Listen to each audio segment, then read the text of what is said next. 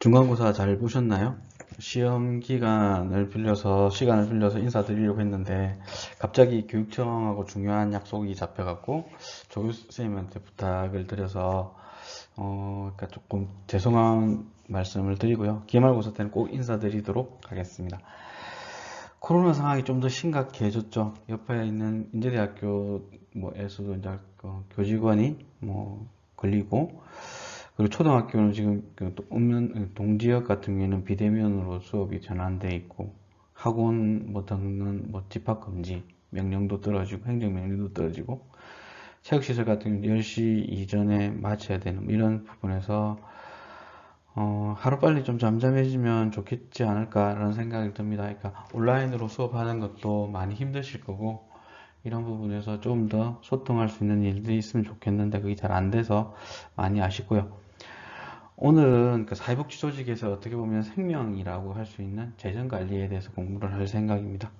한번 쭉 들어, 이거는 다른 과목은 이해만 하면 되는데 이거는 어떻게 보면 돈의 문제고, 실수를 하면 조직 자체에 많은 어려움이 있을 수 있으니까 이런 부분에서는 어떻게 해야 된다라는 거, 그리고 재정관리에 대한 법률이 따로 하나 있습니다. 이런 부분들도 나중에 시간이 되면 거기 더 중요하다 싶으면 그걸 가지고 수업을 진행할 수 있도록 하겠습니다. 그런 부분에서 한번 오늘 어떤 내용들을 배울 건지 한번 구체적으로 살펴보면 해야 될 게 많죠. 예산에 대해서도 배울 거고, 예산의 성격, 예산 체계의 모형, 그리고 사회복지시설의 예산 편성을 어떻게 하는지, 사회복지 조직의 회계, 그 수입과 지출, 결산, 회계 감사의 순서로 오늘은 수업을 할 거고, 하나씩 보면서, 그러니까 개념을 정리를 명확하게 해 두실 필요가 있을 것 같습니다.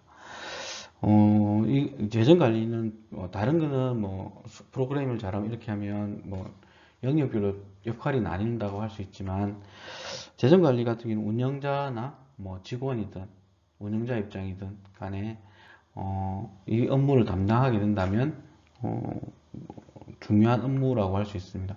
근데 한번 배워놓고 나면 이후에 이것을 쉽게 까먹는 내용들, 잊어버리는 내용들이 아니기 때문에 그러니까 나의 역량들을 인정받기 위해서는 더 좋은 부분이 되지 않을까라는 생각이 들어서 꼭 회계 관리는, 그래도 최근에 좀 많이 좋아진 게, 옛날에는 일일이 장부를 기록하고 이렇게 해야 됐지만 지금은 이제 사회복지 정보 시스템이라고 하는 시스템에 입력만 하고 나면 부분이 다 제 맞춰서 이루어지기 때문에 그러니까 처음 저희들이 그 시스템을 배울 때는 엄청나게 시간이 많이 들었지만 지금은 배우고 나서는 그게 더 쉬워져 있던 부분이라고 하시면 될 것 같습니다.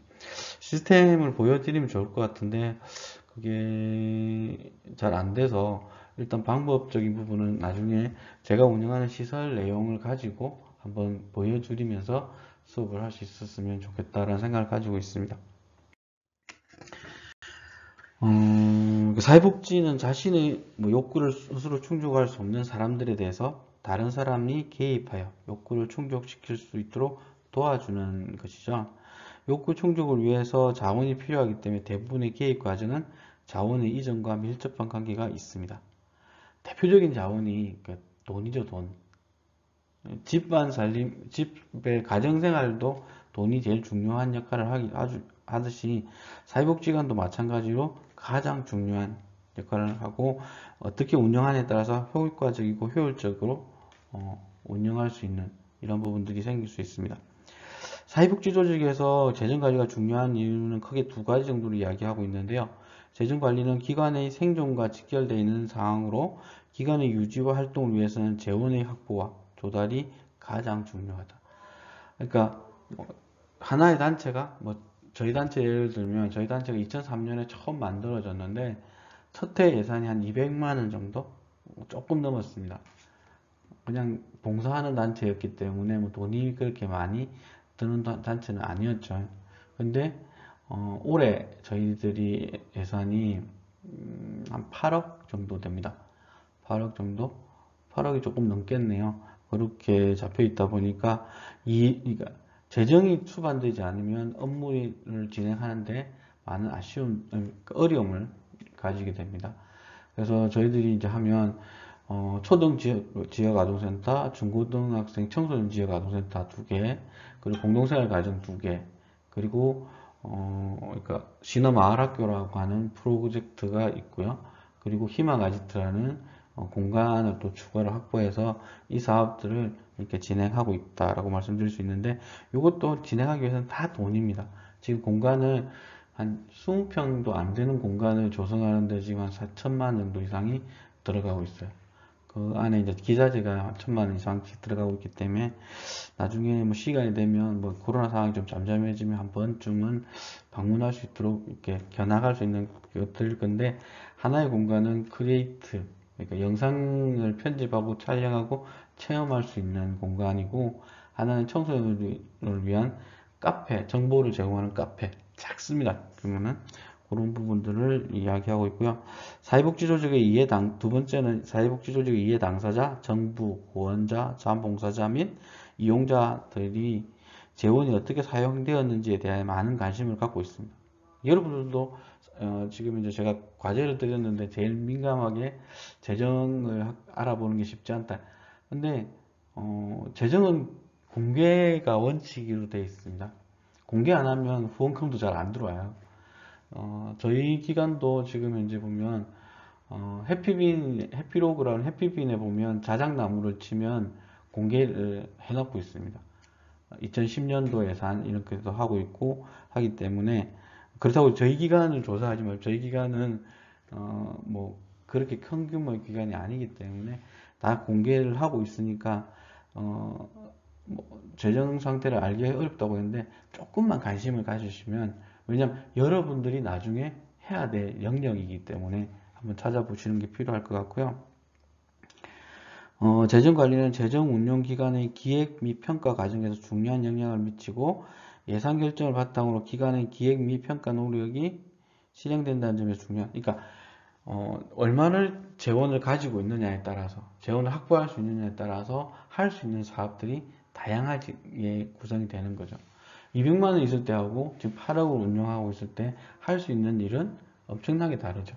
그런 부분들이 있다라고 말씀드릴 수 있을 것 같고, 크게 이제 우리나라 사회복지, 뭐 사회보장 제도 같은 경우는 사회보험이 있고 공공부조가 있고 사회복지 서비스가 있습니다. 이것들의 재원들을 한번 보면, 사회보험의 재원은 근로자와 사용자, 자영업자가 부담하는 보험료로, 그러니까 수익자 부담 원칙이죠. 그래서 건강보험 몇 퍼센트, 국민연금, 고용보험 이런 퍼센트에 따라서 이야기를 하고 있습니다. 그렇게 재원을 조성하고 있고요. 공공부조 같은 경우는 세금입니다. 세금으로 조달되고, 사회복지 서비스 재원은 다양하다고 할 수 있죠. 이거는 사회복지 서비스 재원은 조세가 될 수도 있고요. 법인의 자체 부담금, 민간의 기부, 서비스 이용료 이렇게 해서 다양하게 재원이 확보된다라고 보시면 될 것 같고, 재정관리 부분을 보면 사회복지 조직에서 서비스를 제공하는 데 필요한 자금을 확보하여 집행하고 그 내용을 기록, 정리하고 평가하는 것과 관련된 업무를 말한다. 그러니까 이게 투명하지 않으면 문제가 생기는 거죠. 이런 부분들. 그러면 재정관리는 프로그램 관리적 기획과 밀접한 관련성이, 그러니까 프로그램을 진행하는데 예산이 수반되지 않을 수 없는 부분이죠. 그리고 작년에 저희들이 조금 많이 이제 코로나 때문에 많이 힘들었던 부분 중에 하나가, 그러니까 아이들하고 프로그램을 해야 되는데 예산 집행할 수가 없는 상황들이 벌어진 경우. 왜냐면 모이지 말라고 하고 어디 가지 말라고 이런 부분이 많아서. 그리고 특히 저희 기관 공동생활 가정 같은 경우에는 여행을 가라고 예산을 확보했어요. 원래 당초 계획은 제주도 여행인데 여행을 가야 될 시점에 코로나가 제주도에 이제 조금 터지기 시작하는 상황이어서, 그래서 모금회하고 급하게 이제 논의를 해서 장소를 바꿨어요.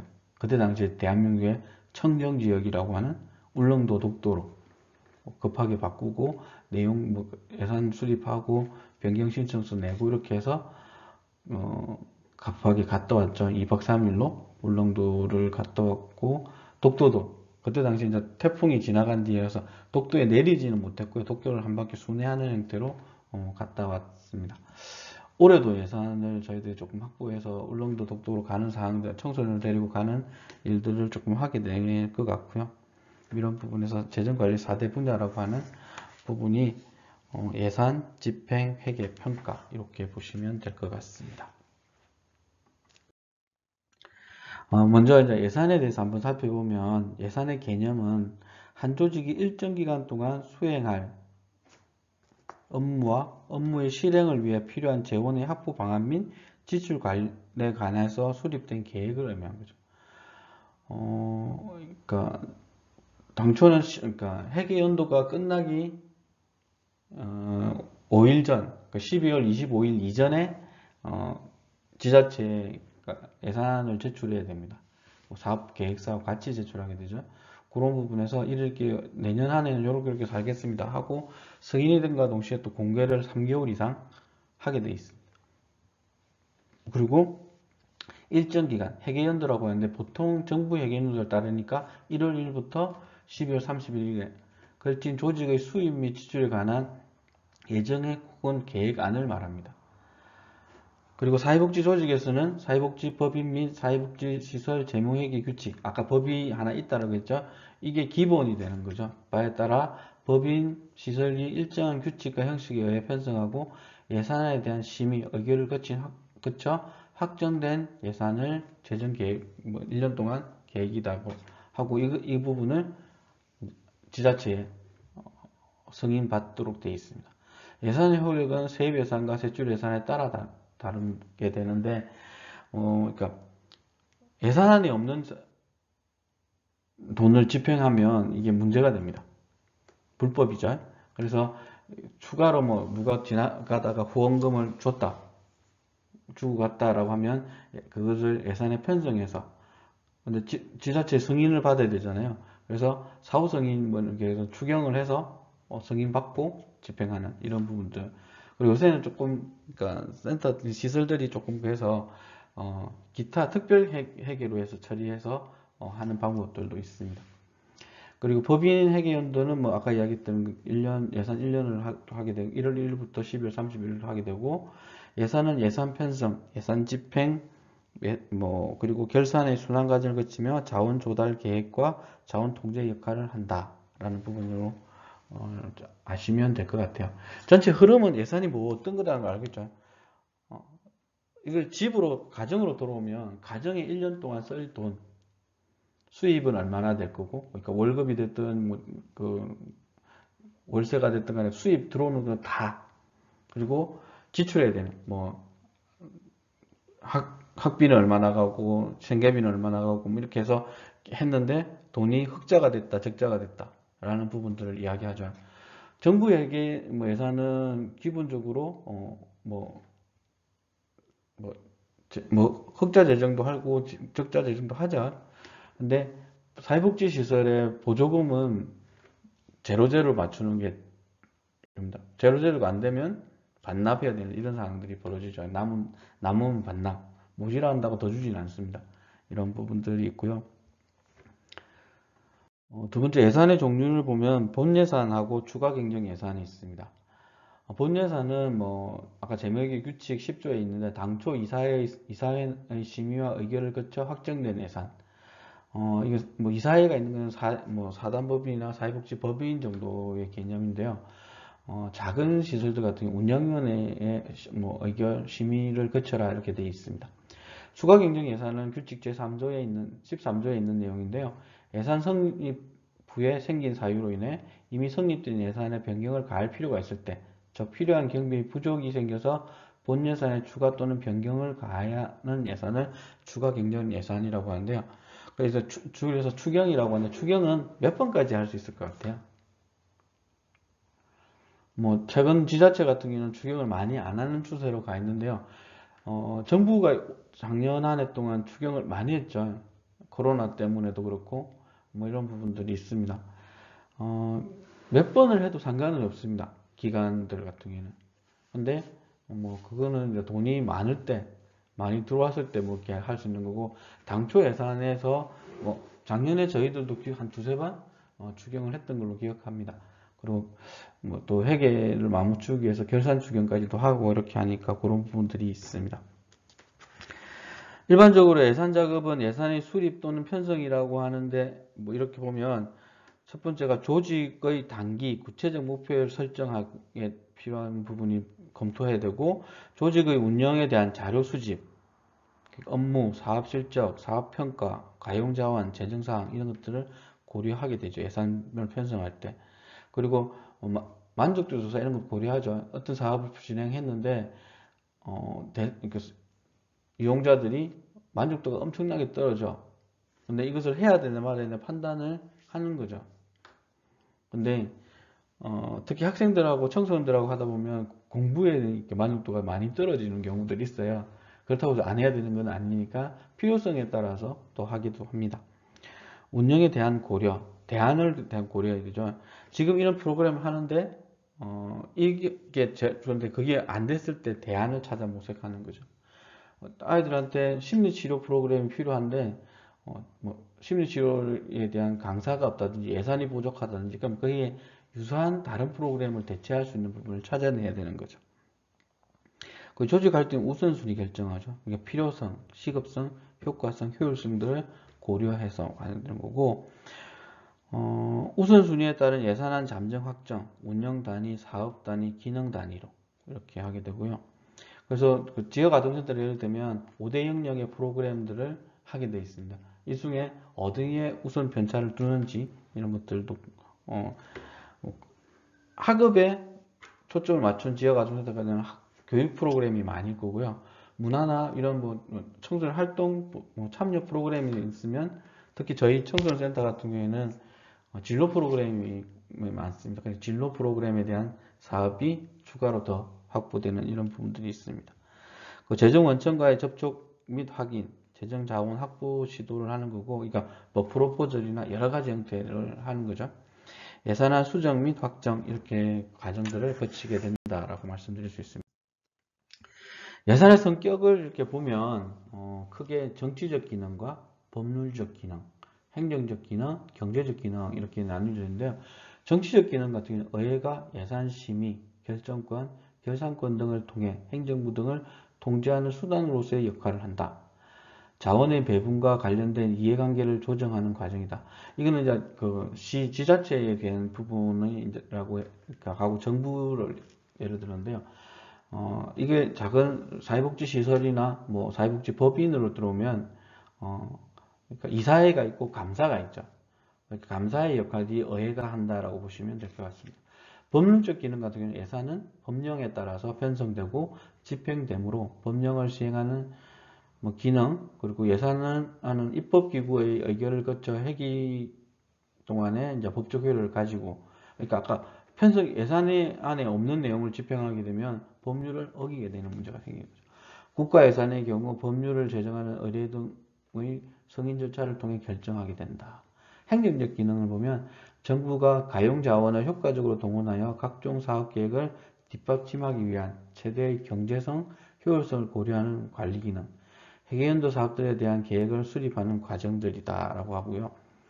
경제적 기능 같은 국민경제의 안정기능, 그리고 경제성장의 촉진 기능, 소득 재분배 기능, 자원 최적 배분의 기능, 사회정책 수행의 기능, 예산 투입에 따른 경제성장과 재원 조달에 따른 경제적 부담 등을 고려해야 된다.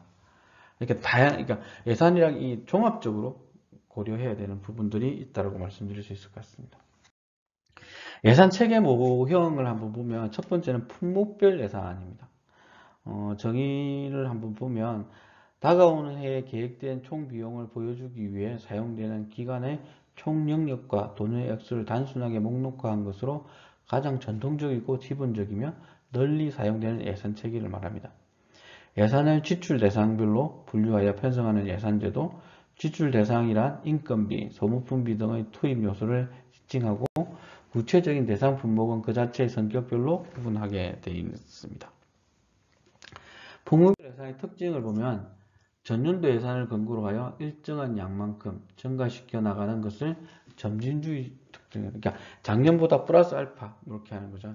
근데 지금 이제 코로나 때문에, 그러니까 코로나에 필요한 방역 예산이나 뭐 이렇게 지원하는 예산들은 늘어나지만 다른 예산은 지금 긴축 재정을 할 수밖에 없죠. 그러니까 추가로 딴 데 돈이 들어가기 때문에 긴축, 뭐 5% 삭감이든 이렇게 하면서 점진적으로 늘어나고 점진적으로 줄. 근데 예산이 줄어드는 경우는 특별한 상황이 아니고는 없습니다. 회계 계정별로 구입 품목별로 편성하고 통제적 기능이 강하다. 장점으로는 간편하고 지출 근거를 명확히 하므로 책임과 예산 통제에 효과적이다. 그리고 두 번째는 예산 항목별로 지출이 정리되므로 회계가 용이하다. 그러니까 한눈에 볼 수 있는 거죠. 이렇게 사용하는 부분에 있어서 예산을 편성하는 부분. 그래서 저희들도 그러니까 크게 이게 연 단위로 그러니까 집행하는 게 인건비 뭐 이렇게 지역아동센터 같은 경우는 크게 달라진 게 없습니다. 늘어나는 것 빼고는. 공동생활가정도 마찬가지죠. 인건비 빼고 인건비를 제하고 나서는 월 30만 원 정도가 운영비입니다. 맨날 부족하다고 이야기하는데도 더 안 줘서 후원을 많이 받아야 되는 이런 상황들이 있는 거죠. 그런 부분들이 있습니다.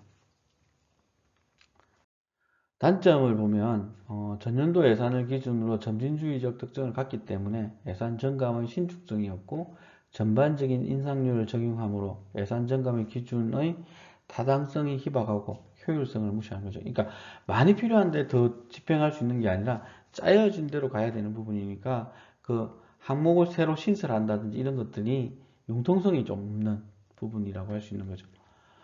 각 항목들에 대한 지출을 프로그램 활동이나 성과, 목표들과 연관하지 않는다.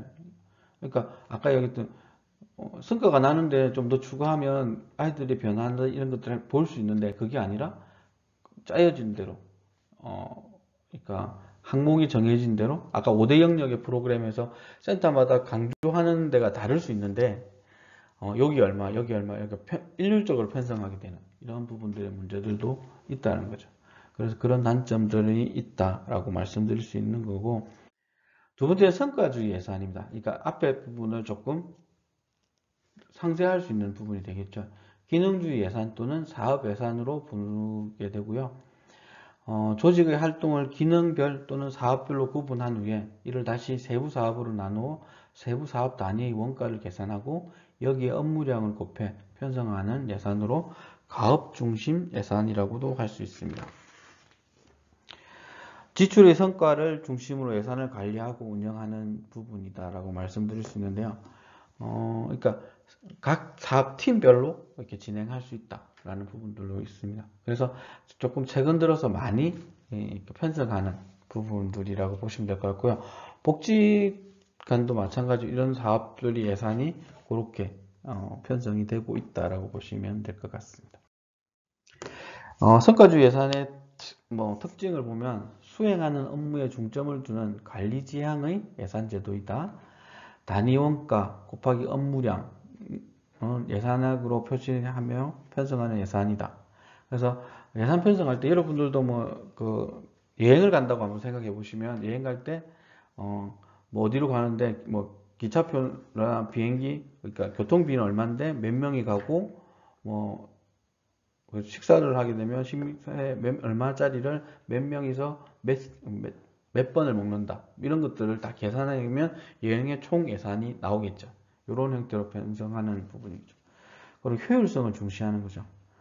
그러니까 이 부분에서는 그러니까 좀 더 A나 B가 있을 때 효과성이나 효율성이 높은 것을 더 편성을 하게 되는 그런 부분들이 있다고 말씀드릴 수 있고요.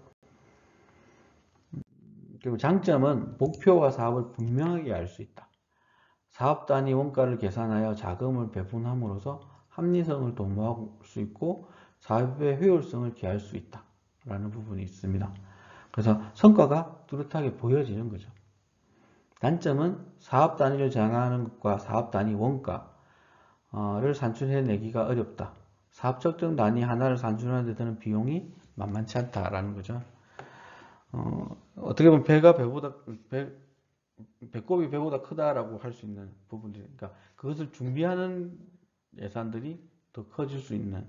그러니까 예전에 저희들이 한 4, 5년 전인가? 아이들하고 이제 기차 여행을 정동진까지 갔다 오는 프로젝트가 있었어요. 그래서 여름에, 그러니까 대규모는 아니죠. 한 20여 명을 데리고 갈 계획을 가지고 있어서 2월 달에 이제 5명 정도를 데리고 이제 사전 답사를 갔다 온 적이 있어요. 아이들하고 그 코스 그대로 갔다가 그러니까 실질적으로 2박 3일 프로젝트였는데 기차에서 1박 했고요. 저 어디고 대구 찜질방에서 1박을 했고 뭐 이렇게 하면서 기차 여행을 쭉 갔다 왔던 부분이 있습니다. 그 정동진에는 실질적으로 한 30분 정도밖에 안 있었어요. 그리고 내려와서 기차 열고 정동진에 가는 게 기차의 목적이 아니라 그때 당시 목적은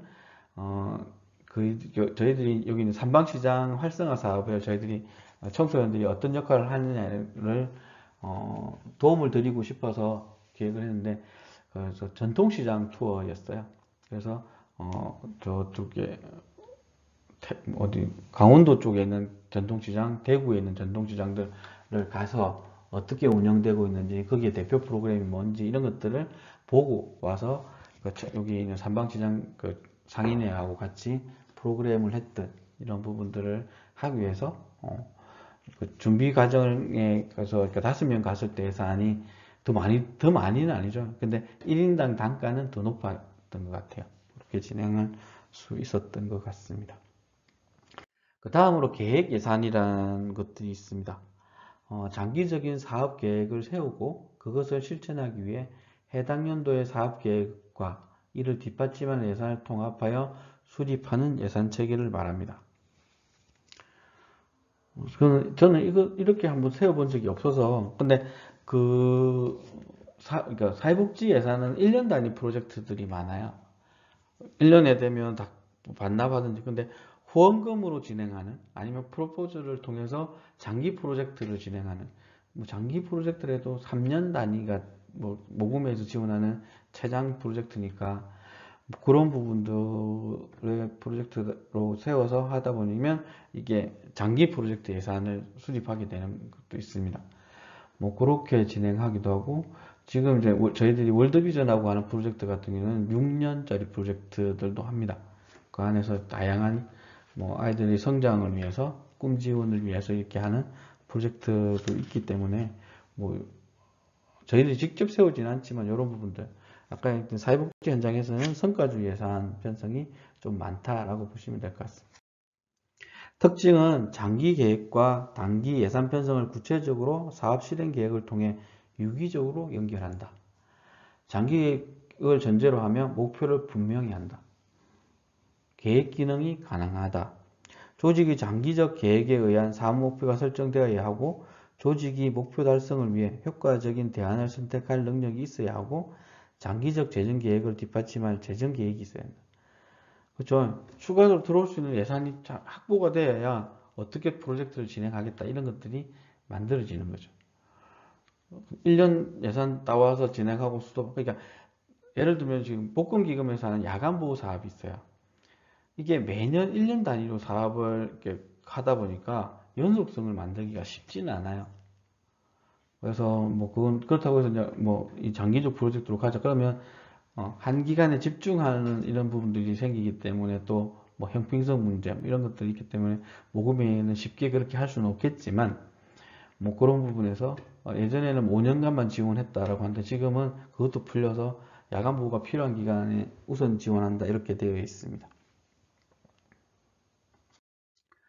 뭐 계획 예산의 장점을 보면 목표와 사업을 분명히 하고 장기적인 사업 계획의 바탕 위에서 이루어지기 때문에 사업 계획과 예산 수립의 괴리를 막을 수 있고 사업의 효과성을 높일 수가 있다. 단점은 목표 설정 과정이 어렵다. 의사결정이 중앙 집권화될 경향이 있다. 이제 한 사람이 딱 끌고 가는 부분에서 이제 의견에 이게 뭐라는 확실한 리더십으로 진행해야 되는 상황이기 때문에 뭐 이 부분이 소수의 의견들이 묻힐 수 있는 부분도 있다라고 말씀드릴 수 있습니다. 그리고 네 번째 마지막인 것 같은데요. 영기준 예산이라는 게 있습니다. 전년도 사업이나 관행에 구애받지 않고 0에서 출발하여 업무 계획을 수립하고 채택된 프로그램에 관해서만 예산을 편성하는 방식이고 조직은 모든 사업을 매년 처음 시작한다는 전제하에 매년 사업의 필요성에 대한 정당성을 제시하고 다른 사업과의 경쟁을 전제로 우선순위에 입각하여 예산을 수립한다. 저는 한 번도 짜본 적이 없습니다. 왜? 제로 베이스에서 시작할 수 있는 상황이 아니다 보니까 처음 할 때 빨고는 연속 사업이죠. 지역아동센터도 마찬가지고 공동생활가정도 마찬가지고 아이들이 계속 있고 이 연속되는 부분. 근데 처음 연기준으로 잡았던 게 저희들이 마을학교 프로젝트를 시작할 때 그랬던 것 같아요. 첫 해 예산이 한 1,300만 원 정도를 가지고 마을 프로젝트 했고 작년에가 1,700만 원 정도, 올해도 한 1,600만 원 정도 예산으로 마을학교 프로젝트가 예산이 되고 있고요. 그리고 작년과 좀 다르게 올해는 이제 수익자 부담을 조금 하려고 합니다. 그래서 그런 부분들도 같이 고민하게 되는 부분이 있다라고 말씀드릴 수 있을 것 같고요. 그리고 조직은 모든 사업 이거 하고 했고요. 특징을 한번 보면 매년 사업 목표와 수행 능력을 새로이 고려하여 목표 달성을 위한 다양한 사업을 고려하고 사업의 비교 평가에 기초 우선순위에 의한 예산 결정과 과정이 강조된다. 저희들이 올해 이제 새로 시작하는 사업이 하나 있어요. 희망 아지트라는 프로젝트 아까 말씀드렸던 이게 이제 삼성중공업 거제조선소에서 이제 기전기 타구를 했던 사업에 저희들이 프로포즈를 해서 공모 선정돼서 예산을 지원받아서 이렇게 4,500만 원 정도 지원을 받아서 이렇게 지금 공간 조성하고 있고 거기서 프로젝트를 진행하려고 하는 부분이 있습니다. 장점은 보면 예산 절약과 사업의 쇄신에 기여하고 재원의 합리적인 배분, 재정 운영과 예산 배정의 탄력성을 기할 수 있고 사업의 효과성과 효율성을 제고할 수 있다. 라는 부분에 장점이 분명히 있습니다. 근데 단점은 시간과 노력이 지나치게 많이 들고 우선순위를 정하는 데 어려움이 있으며 그러니까 이제 각 팀별이 있는데 자기 걸 하다 보면 이게 의사소통에 있어서 갈등이 있는 것도 생길 수 있는 거고 왜냐하면 예산을 조금이라도 더 따와야 그 팀의 사업을 진행하는 데 도움이 될 수 있으니까 그리고 합리성만을 강조하고 정치적 및 심리적 요인을 등한시하는 수 있고 장기 계획에 의한 사업 수행을 위한 예산으로 부적합하다. 그죠? 단기 프로젝트밖에 안 되죠. 매년 끊어가는 예산이다 보니까. 그래서 장기 프로젝트를 해야 되는 부분에 좀 아쉬움이 있을 수 있다라고 말씀드릴 수 있습니다.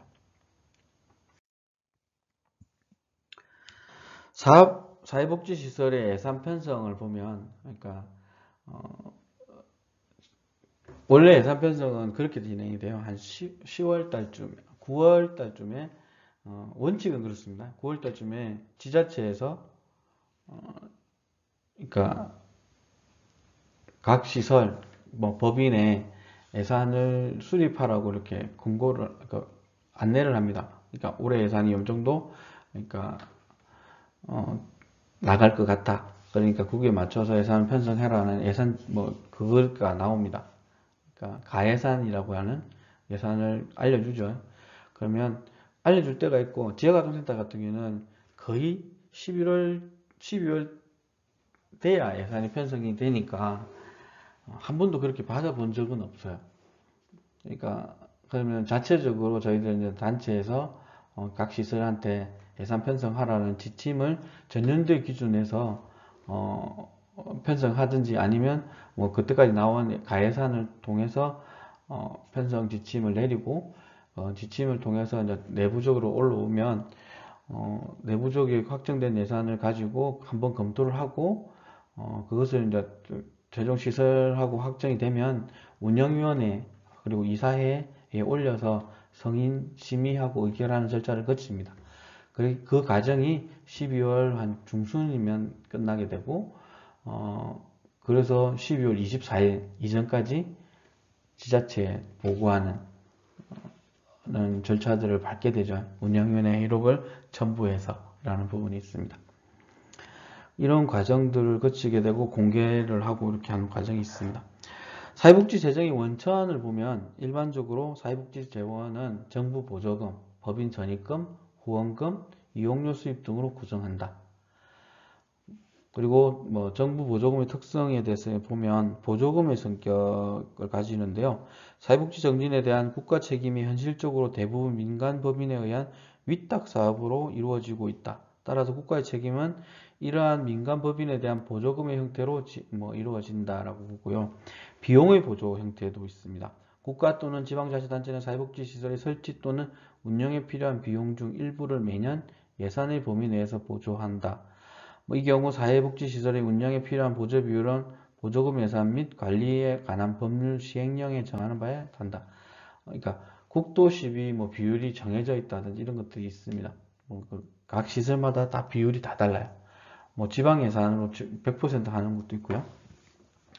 국가 또는 지방자치단체가 사회복지시설의 운영에 소요되는 비용을 보조하는 데에는 시설평가의 결과 등 해당 사회복지시설의 운영 실적을 고려하여 차등 보조할 수 있다.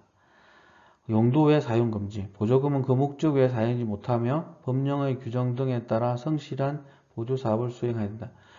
요새는 청렴이행서 약서 이런 것까지도 제출해야 됩니다. 그렇게 해서 잘못 사용했을 때 환수한다든지 법적 책임을 진다든지 이런 것들이 다 하고요. 그리고 사회복지시설 특히 이제 김해시가 저희들이 하고 저희들이 협의해서 하는 것 중에 하나가 사회복지시설 종사자들의 상해보험은 전체 다 가입을 했고요. 하고 있고 지자체 예산으로. 그리고 그 시설마다 2명 정도의 그 보증보험이라고 하는 회계를 담당하시는 부분에 보증보험까지도 같이 들어서 그러니까 혹시나 사고가 생겼을 때 그거에 대한 문제적이나 이런 부분들을 그러니까 그 보조금을 지켜낼 수 있는 방법들을 만들어 놓고 있습니다. 예산 편성 요령을 보면 첫 번째 예산 편성 시 유의점입니다. 사회복지 법인 및 사회복지시설 재무회계 규칙 등 관련 법규, 지침 등을 준수해야 된다. 나중에 되면 관련 법령들이 한번 훑어볼 건데요. 두 번째, 법인과 시설회계 예산을 구분하여 편성하고 사업 계획에 근거하여 수입 및 지출 예산을 편성해야 된다. 시설에서 발생하는 모든 수입과 지출은 반드시 예산에 계상해야 한다. 예산 총계주의라고 이야기하는 부분인데요. 수입의 모든 것, 지출의 모든 것은 예산에 담겨야 된다는 거죠.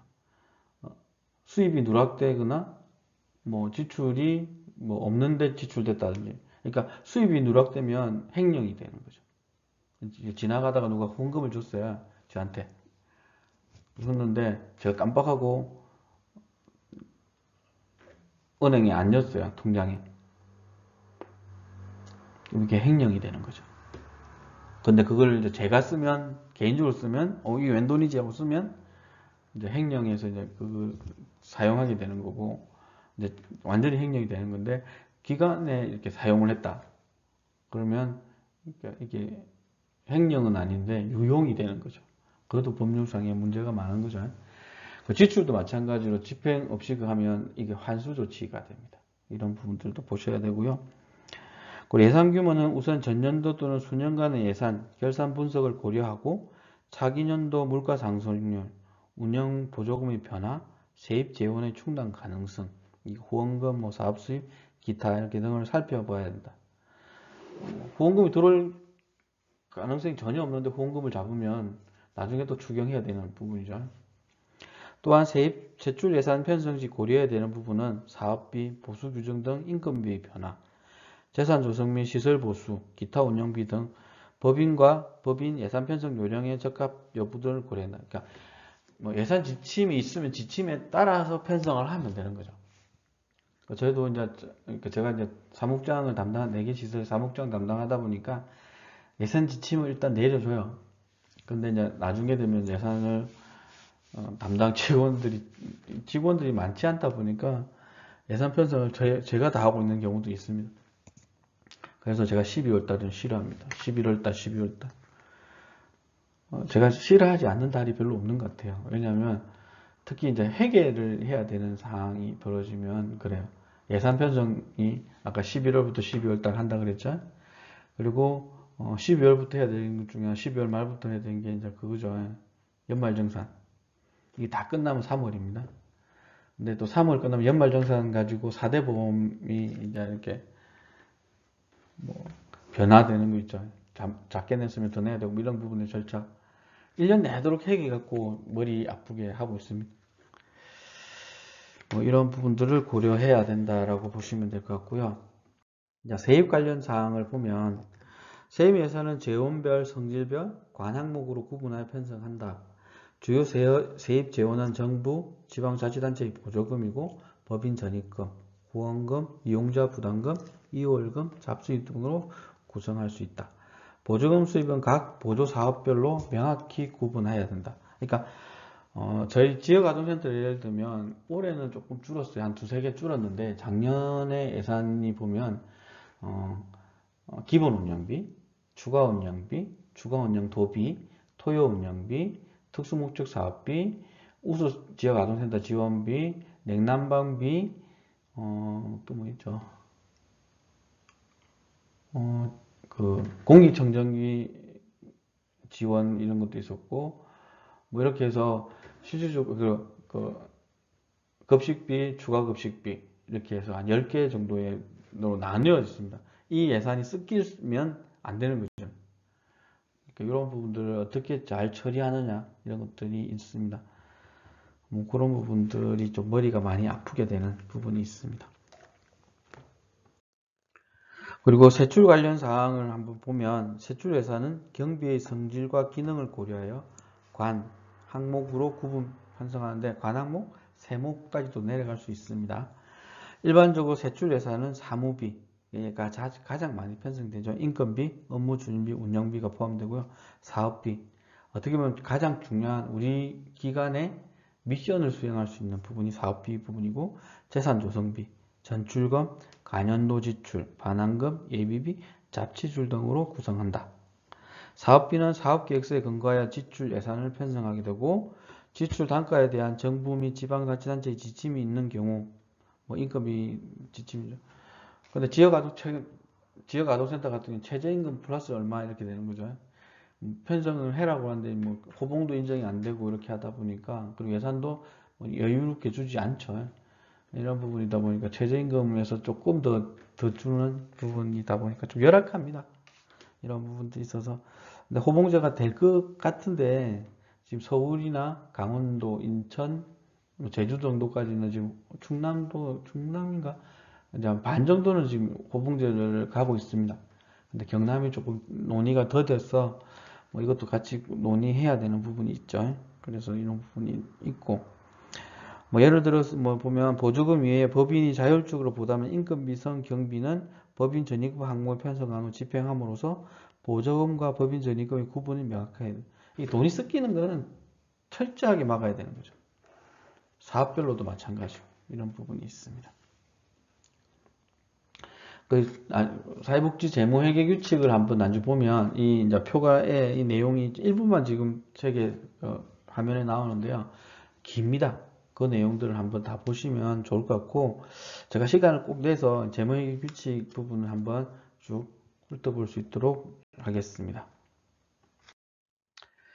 예산 편성의 편성 및 결정 절차를 보면 회계연도 개시 2개월 전까지 시설로 시군구의 예산 편성 요령이 시달되면 시설의 장애에 의해 예산을 편성한다. 편성 요령을 주면 좋겠는데 안 줘요. 이런 부분들이 이제 지금 현재까지인데 이제 앞으로는 주겠죠. 이제 최근에는 그거까지는 합니다. 12월 24일까지 예산을 제출하십시오 라고는 옵니다. 예전에 이것도 없었어요. 법인은 이사의 심의 의결을 거쳐 예산을 확정한다. 회계연도 개시 5일 전까지 예산을 시군구로 제출한다. 시군 구청장이 제출받은 날로부터 20일 이내에 고시함으로써 예산을 최종 확정한다. 이런 부분이 절차를 거치는데요. 작은 시설 같은 경우 이사회가 없는 개인 시설들 같은 경우 이사회가 없는 경우에는 운영위원회가 이 역할을 대신하기도 합니다. 본예산 준비 작업은 예산 편성 준비 작업은 시설의 규모에 따라 차이는 있으나 늦어도 사업 개시 2개월 전인 10월 중에는 시작해야 한다. 얼마를 줄지를 모르는데 이게 가능할까요? 근데 그러니까 뭐 저는 지역아동센터에서 일하시는 소규모 시설에서 일하시는 분들이 대단하다고 생각하는 것 중에 하나가 뭐냐면 다 해내세요. 뭐 이런 부분 시키면 결과물로 다 이야기를 하고 지역아동센터가 전국에 4,500개 정도가 되는데요. 평가하면 평균 점수가 80점이 넘어요. 뭐 미달되는 시설이 한두 개씩 나오긴 하지만 전체 평균이 다른 사회복지시설하고 크게 다르지 않고 우수하게 운영이 되고 있다라고 보시면 될 것 같아요. 그거는 소규모, 그러니까 행정 업무는 복지관에서 하는 업무나 지역아동센터 하는 업무는 같아요. 근데 복지관에서 인력들이 많잖아요. 나누어서 역할을 한다는데 지역아동센터는 두세 명이서 그걸 다 해냅니다. 업무를. 그러니까 조금 다르게 접근하면 복지관은 깊게 할 수 있는 거죠. 자기 파트에서. 한 영역을 깊게 할 수 있다면 지역아동센터나 이런 작은 시설들 같은 경우는 넓게 많이 할 수 있습니다. 가장 좋은 거는 지역아동센터에서 열심히 배우고 나중에 복지관 이런 데 가서 일을 하면 더 잘하겠죠. 이런 것들을 한번 보시면 될 것 같고 사회복지 조직의 회계 일부 보면 회계는 재정적 거래를 분류, 기록, 요약하고 그 결과를 해석하는 표준화된 기술적 방법을 말한다. 목적에 따라 재무회계 그리고 관리회계로 구분하는데요. 재무회계는 내부 및 외부 정보 이용자의 경제적 의사결정에 유용하도록 일정 기간 동안의 수입과 지출을 측정 보고하는 것을 말하고 관리회계는 행정 책임자가 행정적 의사결정을 하는 데 필요하도록 재정관계의 자료를 정리하는 것으로 주로 예산 단위의 비용을 계산하여 실행 성과를 분석하는 그러니까 지금 지역아동센터 같은 경우에는 예산의 10%를 프로그램비 예산으로 꼭 써야 된다라고 정해져 있습니다. 10% 이상을. 그래서 이 부분을 뭐 다 10% 이상 못 쓴 경우에는 나중에 문제제기도 하죠. 이런 부분들이 있습니다.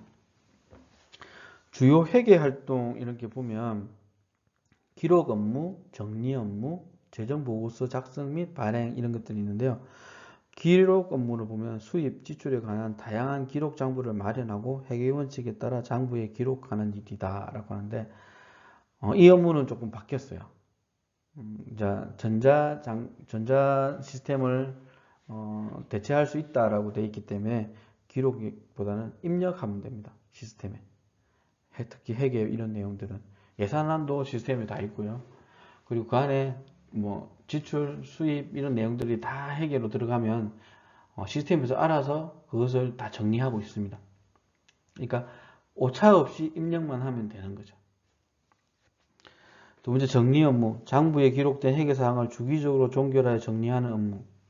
이게 결산 이런 들의 의미인데요. 이것도 시스템이 다 알아서 해줍니다. 출력만 하면 됩니다. 장부도 출력만 하면 됩니다. 예전에는 출력을 꼭 해놔야 되는데 지금은 출력 안 해놔도 됩니다. 시스템이 다 있기 때문에. 그래서 잘 관리되고만 있으면 되는 거죠. 재정보고서 작성 및 발행, 사회복지 조직의 재정 상태를 정기적으로 파악하기 위하여 월별, 분기별 재정보고서를 작성하여 시설 내부 및 이사회에 보고한다. 저희들은 그러니까 뭐 예산에 따라서 연 단위로 보고하는 게 있고요. 어떤 거는 반기, 어떤 거는 분기, 어떤 것은 매월 재정 보고서를 보고하는 그 정산을 하는 방식이 예산에 따라 다릅니다. 급식비 같은 경우는 매월 정산을 하고 있고요. 운영비나 이런 뭐 다른 일반적인 예산들 같은 경우는 분기로 정산을 하고 있고, 냉난방비나 이런 것들 같은 경우는 연 단위로 예산을 보고하고 있습니다. 그에 따라 그러니까 다를 수 있다라는 부분을 보면 될 것 같고요. 이어서 이제 수입과 지출 이렇게 보면 수입입니다. 수납. 돈을 받는 행위죠. 수익 결의서를 작성하고 금융기관을 예입하고 회계장부 기록하는 순으로 하게 되는데요. 여기서 중요한 거는 이게 돈을 내가 받잖아요. 나중에 나오겠죠. 이게 뒤에 나오네요. 보면 수익 이제 원칙을 보면 당일 예입의 원칙, 수납 영수증의 정리 이런 것들이 있는데요. 당일 예입의 원칙을 보면 수입원이 수납한 수익금은 그 다음 날까지 금융기관에 예입하여야 한다. 이게 법에 나와 있습니다. 장부와 예금 통장 간의 일치성을 위해 당일의 수익금은 날짜 및 내역을 기재한 수익규리수 작성 및 결제 후 당일로 금융기관에 예입하는 것이 바람직하다. 안 되는 경우 있잖아요. 토요일날 받았을 때, 금요일 저녁에 받았을 때, 다음날, 요새는 할 수 있죠. 그 금융창고 가서 하면 되는데, 아니면 어디 멀리 가 있어갖고 은행이 없는데, 뭐 이런 천재지변이 있을 때, 다음 그 사유가 명확하면 그 사유가 끝나는 부분에서 입금을 해야 되는 거예요. 그렇게 입금을 해야 사고가 안 납니다. 그리고 금융기관 업무 마감 후의 수입은 그 다음날 예입하되 시설장 입회하에 시설금고에 보관해야 된다. 뭐 이런 부분이 있고요. 그리고 이제 아까 얘기한 여기 나온 이제 수입원하고 지출원은 기관에서 정해져 있습니다. 그러니까 수입원이 아닌데 수입을 받을 수는 없어요. 전달할 그 사람 수입하는 그날 들어온 돈은 그 수입원한테 가야 되는 거죠. 근데 보통 소규모 시설, 그러니까 지역아동센터나 뭐 이런 데 같은 경우에는 수입원 지출을 동일하게 할 수 있다. 근데 큰 기관들은 동일하게 갖지 못합니다. 이런 부분이 있고요. 수납 영수증의 정리. 수입원이 수납하는 금액에 대해 영수증을 발급하고 정리, 보관해야 된다. 영수증은 5, 10매 단위로 한 권을 편철하고 사전에 1년 번호를 부여해 놔야 된다. 라는 부분이 있습니다. 후원금의 관리. 어떻게 보면 보조금만큼이나 엄격하게 관리를 하고 있습니다. 보고도 다 해야 되는 거고요. 결산할 때 1년 연단위 결산은 3월 31일까지 하거든요. 다음 차년도 할 때 후원금에 대한 내용도 후원금품에 대한 내용들도 같이 보고하게 되고 이것도 공개적으로 공개하게 되어 있습니다. 후원금의 범위를 보면 후원금은 아무런 대가 없이 무상으로 받은 금품의 기타의 자산으로 현금뿐만이 아니라 음식, 의류, 물품 등 대가 없이 받은 자산을 모두 포함한다. 최근에 이제 푸드뱅크나 이런 것들로 해서 이제 음식물들이 들어오기도 하고 이렇게 하죠. 그러니까 후원금의 부분의 범위는 대가 없이 온 내용들이 다 하고 있는 거죠. 그리고 후원금의 구분, 지정후원금, 비지정후원금이 있습니다. 지정후원금 같은 경우에는 후원자에 의해 용도가 지정된 후원금, 결연후원금 등이 대표적인 예다라고 할 수 있는데요. 예를 들어서 이제 그 사회복지시설에서 예산을 가지고 직원들 회식 이런 거 못하게 돼 있거든요. 그죠? 근데 지정을 해서 회식하세요 라고 지정을 해주면 회식 말고는 못하잖아요. 적혀 있으면 그런 부분도 있습니다. 그런 게 대표적인 거고요. 비지정 후원금은 후원자가 사용 용도를 지정하지 않는 후원금으로 흔히 일반 후원금이라고 이야기하는 거죠. 그러니까 저희 기관에서 알아서 쓸 수 있는데 이것도 비율, 사용할 수 있는 비율이 정해져 있어요. 직접 사업비, 간접 사업비 이렇게 해서 쓸 수 있는 비율이 아까 재무회계 규칙에 나와 있습니다. 그리고 영수증 교부를 보면 후원금을 받은 때는 시장, 군수, 구청장이 부여한 1년 번호가 기재된 서식에 의거 후원금 영수증을 후원자에게 즉시 교부해야 된다. 예전에는 그렇게 했어요. 근데 이 내용은 좀 바뀌어야 될 부분인데요. 지금은 올해 이제 7월부터는 또 바뀌죠. 이 내용이. 그러니까 관련 서식에 의해서 지자체에서 예전에는 줬어요. 그러니까 1년 번호 적힌 거. 근데 지금은 시설에서 그냥 양식에 의해서 이제 기부금 영수증을 발행하면 되고요. 요새는 기부 영수 발행 안 하고 이제 그러니까 홈택스에서 바로 이렇게 조회 가능한 게 하도록 하기도 하고요. 그리고 이제 지금 7월부터 지금 공고가 나온 것 중에 하나가 홈택스를 통해서 후원금 영수증이 발급될 수 있도록 하겠다라고 지금 하고 있습니다. 그래서 그러니까 이거에 대한 이제 사건 사고들이 워낙 많다 보니까 이것도 줄여보겠다라는 부분의 보관인 것 같아요. 금융기관 또는 최신관서의 계좌 입금을 통해 후원금을 받은 때는 법인의 명의 후원금 전용 계좌나 시설의 명칭이 부기된 시설장 명의의 계좌를 사용해야 한다. 그러니까 후원금 전용 계좌를 만들어서 이렇게 사용하게 됩니다. 이 경우 후원자가 영수증 발급을 원하는 경우를 제외하고는 영수증의 교부를 생략할 수 있다. 연말에 기부금 정산을 할 수 있는 부분으로 정리할 수 있다. 예전에는 매 건건마다 다 영수증을 만들어 줘야 돼요. 근데 요새도 뭐 매달 후원하는 경우는 매달 끊어달라고 하면 끊어줍니다. 요청이 있으면 줘야 되는 부분이죠. 그리고 후원금의 사용 부분인데요. 사용 제한에 대한 내용입니다. 지정 후원금은 후원자가 지정한 사용 용도 외에는 사용하지 못합니다. 예산 편성 및 확정 절차에 따라 세입, 세출 예산을 편성하여 사용해야 되고, 그러나 지정 후원금의 10%는 모금 홍보 및 사후 관리 비용으로 사용이 가능하다. 그래서 여러분들이 내는 이제 모금회나 뭐 이런 중앙 모금 기관에서 내는 부분에서 10%, 그러니까 모금회는 한 5%라고 이야기하던데요. 그러니까 그걸 가지고 인건비나 이런 부분들을 사용하게 되는 부분들이 있죠. 그리고 비지정 후원금은 법인 및 시설의 운영비로 사용하되 간접비에 사용하는 비율을 50%를 초과하지 못한다.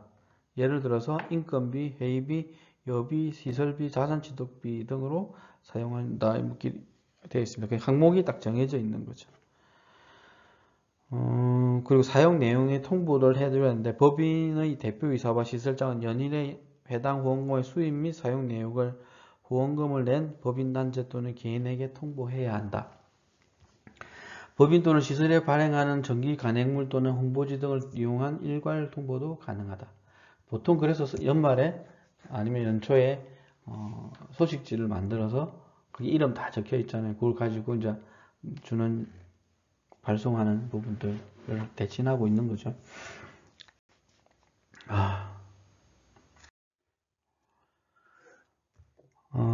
안 쉬고 오니까 목도 따갑고 조금씩 가네요. 조금만 더 힘을 내시면 될 것 같아요. 그러니까 이제 수입을 했으니까 지출에 대해서 보면 지출의 원칙을 보면 지출은 예산의 범위 안에서 해야 된다. 이게 예산이 그러니까 마이너스가 될 수는 없는 거죠. 마이너스가 되면 어디서 메꿔야 되는 부분인데 개인 후중본에서 나오든 지출 계획서 작성 시 지출 원인 행위, 내부 결제 또는 지출 범위서가 선행되고 지출 금액은 객관성, 타당성, 정확성을 유지해야 하고 저렴한 가격으로 좋은 품질의 물품을 구입해야 한다. 그러니까 비교 견적 이런 것들을 하라고 하는 이유가 그런 거죠. 저렴한 가격 또는 타당성을 인정받는 가격선에서 이루어져야 한다. 그래서 조달청 가격인데요. 조달청 가격이 더 비싸요. 그래서 저희들은 조달청 하면 비교 견적 안 해도 되거든요. 근데 그보다는 비교 견적해서 최대한 그것을 찾으려고 하는 거고 또 그 속에서도 다른 부분들을 많이 찾아내려고 하는 부분이 있습니다. 그래서 비교 견적을 하든 그러니까 발품을 팔든 간에 그 부분이 이제 필요에 따라서 집행할 수 있든 이 원칙은 이제 아껴 쓰라 이 말이죠. 후원금이 됐든 정부 보조금이 됐든 다 세금이고 타인에서 이렇게 들어온 돈이다 보니까 아껴 쓰고 그 부분에서 이제 해라는 부분, 낭비하지 마라 이런 부분들이라고 보시면 될 것 같습니다. 지출의 방법 이런 걸 보면 금융기관에 의한 지출, 신용카드 사용이 의무화되어 있고 현금에 의한 지출 이렇게 세 가지로 나눌 수 있는데요. 금융기관에 의한 지출을 보면 지출은 상용의 경비 또는 소액의 경비 지출을 제외하고는 금융기관의 수표로 행하거나 예금 통장에 의해 행한다. 계좌 이체를 하라는 거죠. 급여 이런 부분은 예전에는 이렇게 찾아줬다라고 그런 게 할 수는 전혀 없습니다. 계좌를 통해서다. 그리고 저희 기관은 10여 년 전부터 통장에서 돈을 찾아서 쓰는 경우가 거의 없습니다. 그럼 어떻게 쓰냐고요? 현금, 그러니까 톨게이트비나 이렇게 현금을 지급해야 되는 상황이 있으면 어떻게 해야 되냐? 개인이 지불하고 그 영수증 첨부해서 그 지급한 그 직원한테 계좌이체를 보내줍니다. 이런 부분들. 그래서 뭐 실질적으로 돈을 찾아서 들고 있는 경우도 거의 없어요. 거의 이제 저희는 아예 없애버렸으니까 없이도 뭐 집행하는 데는 크게 문제가 없습니다. 그래야 사고도 안 생기죠. 근데 지금 현재도 법상에는 뭐 100만 원 정도는 찾아서 있다라고 되어 있습니다. 근데 굳이 그 100만 원을 찾아놓고 뭐 그럼 금고도 하나 사야 되겠죠. 뭐 이런 부분도 있어야 되니까 그런 부분들이 문제. 거기다가 뭐 잃어버리면 또 책임져야 되는 부분도 있기 때문에 그렇게 굳이 할 필요는 없겠죠. 그리고 신용카드 등의 의무화, 상용경비 또는 소액경비 지출이라도 5만 원 이상 지출 시 신용카드를 사용하는 원칙을 한다. 현금 영수증을 발급받아 지출한다. 뭐 이렇게 돼 있는데요. 그러니까 적격 정빙이라고 하는 부분에서 그러니까 뭐 가장 좋은 게 신용카드 사용하는 것들이 제일 좋습니다. 뭐 그렇게 되면 뭐 정빙 서류가 많이 간소화될 수 있는 거죠. 뭐 이런 부분들이 있고 뭐 세금 계산서도 뭐 방법은 있겠지만 그러면 통장 사본 들어가야 되고 사업자 등록증 뭐 이런 것들이 다 첨부돼야 되는 부분입니다. 그리고 현금에 의한 지출, 상용경비 또는 소액의 경비 지출을 위해 현금으로 가능은 합니다. 이를 위해 10만 이하의 현금을 보관할 수도 있다. 그러나 금융기관이 없는 등의 특수사정을 제외하고는 시스레스의 현금 보관은 적절하지 않다. 이게 앞으로 계속 그렇게 가는 것 같아요. 그리고 예산제도를 보면 이게 이제 앞에 했던 내용들을 180페이지에서 181페이지에 나와 있는 표를 보면 요약을 정리해 놓은 것 같습니다. 이 부분을 한번 쭉 보시면 이것에 대한 앞에 금방 들었던 내용들을 요약 정리를 잘 해놓고 있는 것 같습니다. 그래서 이건 한번 꼭 찬찬히 읽어보시길 바랍니다. 그냥 한번 더 읽어볼까요? 시간이 조금 갈 것 같으니까. 품목별 예산제도, 아까 사업별 예산제도, 계획예산, 연기준 예산 이런 게 있다는데 기억나시나요? 그러니까 중간고사 시험 치면서 어떠셨나요? 그러니까 저는 최대한 쉽게 낸다라고 쉽게 냈는데 많이 힘드실 수도 있을 것 같고, 그러니까 책을 보면서 여러분의 생각을 뭐 서술해 주셨으면 뭐 점수가 잘 나갈 거고, 그러니까 책에 있는 내용만 옮겨 쓴다 보면 조금 점수가 그렇게 좋지는 않을 수 있다라는 부분 말씀을 좀 드릴 것 같고요. 그 부분보다는 이 부분에서 이제 우리한테 제일 맞는 이런 부분, 아까 이게 사업별 예산 제도라고 얘기했던 부분도 이제 성과주의 예산 이렇게 이야기했던 부분인 것 같습니다. 그리고 결산 부분인데요. 그러니까 어떻게 보면 아까 예산, 지출 뭐 이런 부분인데 결산은 이것을 어떻게 사용했다는 것들을 정리하는 거라고 보시면 될 것 같아요. 여러분들도 이제 집에서 이제 회계를 하다 보면 저도 이제 예전에 사회 초년생일 때인가 초년생인데 월급을 많이 받지는 못했어요. 첫 직장에서. 왜냐하면 많이 주는 데가 아니었기 때문에 그때 이제 시민단체에서 일을 했는데 첫 월급이 한 50만 원 정도였던 것 같아요.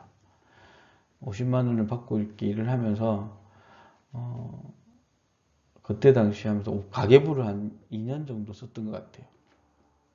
그래서 아끼고 해서 적금도 들고 이렇게 했던 것 같은데 뭐 그러니까 똑같은 것 같아요. 그러니까 가계부를 왜 쓰는지 혹시 지금도 가계부 쓰시는 분이 계실지는 모르겠습니다. 근데 저는 지금은 안 쓰는데요. 이제 근데 안 쓰는데 쓰는 원칙은 좀 카드 사용을 원칙으로 하고 있어요. 특히 이제 체크 카드. 그래서 통장에 기록을 다 남깁니다. 뭐가 썼다든지. 그리고 제 원칙은 사고 싶은 물품이 있으면 바로 사지는 않아요. 그래서 몇 년, 최소한 몇 개월을 생각하고 사다 보니까, 왜 돈이 많으면 팍 사겠지만 그게 아니다 보니까, 필요한 부분은 남들보다 빨리 사지만, 그게 아니고, 혹시나 낭비가 될 것 같으면 계속 이렇게 재보고 꼭 사야 되겠다 싶으면 저는 적금을 들거든요. 그래서 저도 이제 지금 이제 고민하는 게 이제 아이폰 차기작을 사려고 예산 적금을 다 들어서 이제 찾으면 돼요. 그래서 다음 나오는 부분을 이제 새로 사서 저도 이제 활용해 보려고 하는 부분이 있고, 그래서 이제 결산 부분을 한번 보면 예산에 대응하는 개념으로 1회계연도에 있어서 법인 및 시설의 수입과 지출의 실적을 확정적 개수로 표시하는 행위를 말한다. 일정 기간의 경과한 시점의 재정 상태를 파악하고 일정한 기간 동안의 경영 성과를 파악하고 재무 상태의 변동을 밝히기 위해 장부 마감을 하고 결산서를 작성하는 행위를 말한다. 혹시 예전에 그 가계부 쓰던 그 같이 시설에서도 그러니까 저도 초창기 때는 장부 기록을 했던 것 같아요. 빨간색 이렇게 붙어 있는 거 있잖아요. 그건데 중간에 이게 뭐 잘못 쓰면 그 다시 다 해갖고 새로 쓰고 뭐 이렇게 했던, 밤샘하고 이렇게 했던 부분 기억도 있는데 그렇게 오래 저는 사용하지는 않았던 것 같아요. 그 이후로 이제 저희들이 장부 쓰고 그러니까 시스템을 쓰게 되면서 시스템을 공부하면서 저희들이 강의만 한 60번 정도 들었던 것 같아요. 그렇게 하면서 우리 시스템에 맞게, 그러니까 지금 들어오신 분들은 많이 편해진 상태입니다. 처음 도입될 때보다는 많이 쉬워져 있는 상태이기 때문에, 그리고 주변에 이제 사용하던 부분이 이제 이걸 어떻게 활용하면 된다니까 거기서 마감 처리도 다 되고 뭐 이렇게 다 됩니다. 그리고 아까 얘기했던 결산이나 뭐 정산 이런 것들이 그 안에서 다 마무리 지어 줍니다. 그래서 불러오기만 하면 되는 거죠. 체계적으로 입력만 잘 해놓으셨다면. 그래서 결산서 작성 요령을 보면 과목별 예산의 중감 사항이 모두 반영되었는지 확인을 하게 되고, 예산 과목 또는 사목적인 위배 사항은 없는지, 아까 이게 지침에 있는 내용들을 위배하고 있는지, 아까 프로그램비가 10% 집행해야 되는데 한 7%밖에 집행 못했다 하면 안 되는 거죠. 그리고 예산 편성 지침에 정한 지침과 규칙의 서식대로 작성되었는지를 확인하고, 현금 출납 부상의 세입 세출이 일치하는지, 가장 기본은 통장에서 입출된 부분을 가지고 현금 출납부, 뭐 총계지원장, 그리고 그 뭐라고 지출 계리서, 뭐 수입 계리서, 이것들이 일치하는 것을 확인하게 됩니다. 그리고 결산의 절차는 뭐 재무회계 규칙, 그러니까 19조에 나와 있는데요. 법인의 대표이사는 법인회계와 시설회계의 세입, 세출 결산 보고서를 작성하여 이사의 의결을 거친 후 다음 연도 3월 31일까지 시장, 군수, 구청장에게 제출하여야 된다. 뭐 아까 운영위원회 승인, 심의를 받은 내용을 회의록을 첨부해서 이렇게 하게 되고요. 두 번째, 시장, 군수, 구청장은 제1항의 규정에 의하여 결산 보고서를 제출받은 때에는 20일 이내에 시군구의 게시판에 20일 이상 공고하고, 법인의 대표이사로 하여금 해당 법인의 시설 게시판에 20일 이상 공고하도록 하고 있습니다. 그래서 뭐 특별한 사유가 없으면 그걸 내리는 경우가 별로 없는데요. 근데 이제 그걸 내리는 부분이 있다라 한다면, 특히 이제 해피빈, 그러니까 온라인상에 모금 활동을 하게 되면 이런 부분들 공개를 요구하고 있습니다. 그래서 아까 여러분들이 이제 그 과제 하실 때 온라인 내가 하는 기간에 예산을 잘 모르겠다라고 한다면 유사한 기간을 찾으시면 되는 거죠. 그래서 그 아까 해피로그라고 하는 그 블로그에 가면 그 모금이 활발하게 진행되는 기관들이나 단체를 보면 그 예산을 최신년도, 그러니까 저희 기관 같은 2020년도까 예산까지 결산까지 공개를 해놓고 있습니다. 그 해야 모금 활동을 할 수 있습니다. 그러니까 저희 기관도 이제 모금 활동을 2개를 진행하고 있는데 그거에 공개가 되어야 예산 활동을 할 수 있는 거죠. 그런 부분들을 보시면 될 것 같고요. 그리고 이제 여덟 번째 회계감사 부분입니다. 회계감사는 조직의 수입, 지출 결과에 관한 사항을 확인하고 검증하며 이를 보고하기 위해 장부 및 기타 기록을 체계적으로 검사하는 행위를 말한다. 법인의 감사는 해당 법인과 시설에 대하여 매년 1회 이상 감사를 실시하여야 한다. 회계감사의 종류는 크게 이제 규정 순원 감사, 운영 회계 감사라고 나눌 수 있는데요. 이거 한번 보면 규정 순원 감사 같은 경우에는 기관의 재정 운영이 적절한 회계 절차에 따라 시행되었는지, 관련 보고서들이 적절하게 준비되었는지, 각종 규칙과 규제들을 기관이 적절하게 따랐는지 등을 확인하는 것을 말하고요. 규정 순원 감사의 문제점은 단지 규정의 순원 여부만을 따지는 감사는 실제로 업무가 효과적으로 또는 효율적으로 추진되었는지 여부에 관심을 두지 않는 문제, 지나치게 형식적 절차에만 충실하다는 부분이 있고요. 이런 식의 감사의 한계를 벗어나도록 하는 것이 운영감사다. 그러니까 어떻게 보면 이 두 가지가 병행해서 진행되어야 할 필요가 있다라고 할 수 있는 거죠.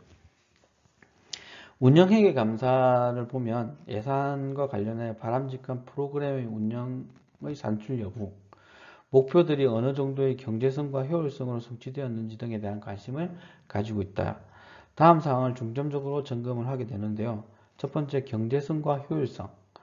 예산 활용 부서가 자원, 그러니까 인력이나 돈, 공간 등을 경제적이고 효율적인 방식으로 관리, 활용하고 있는지에 대해서 판단하고 비효율의 원인을 분석하는 부분입니다.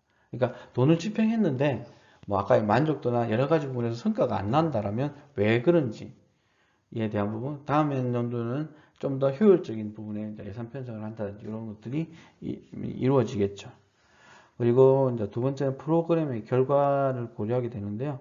의도된 결과나 편익들이 달성되었는지, 그리고 자원 제공 기관이 의도했던 목적들이 달성되었는지, 동일한 성과를 더 적은 비용으로 산출할 수 있는 대안들이 적절히 고려되는지에 대한 판단이 필요하다. 그러니까 실질적으로 똑같은 돈을 들였는데 어느 기관은 효율성이나 효과성이 뛰어나고 어느 기관은 그게 안 된다고 했을 때 그러면 왜 잘 됐는지 안 됐는지를 비교 분석해내는 부분들이 필요한 거죠. 그래서 지금 이제 저희들이 이제 모 단체, 저희가 운영하는 단체에서 이제 사회적 협동조합을 하나 만들었는데 이 사회적 협동조합은 경영 공시를 이제 4월 말까지 해야 됩니다. 그래서 이 부분을 어떻게 해야 되는지 이런 것들도 다시 이제 공부하게 되고 새로운 영역이더라고요. 그러니까 사회적 경제라는 부분 파트들이 그러니까 보건복지부에서 하라고 해서 진행을 하고 있지만 결코 쉬운 일은 아니라고 생각 들고 또 하나의 과제들이 밀려온다라는 생각이 듭니다. 운영감사는 규정수능감사에 비해 폭넓은 지식 수준과 기술이 필요하다라고 할 수 있습니다.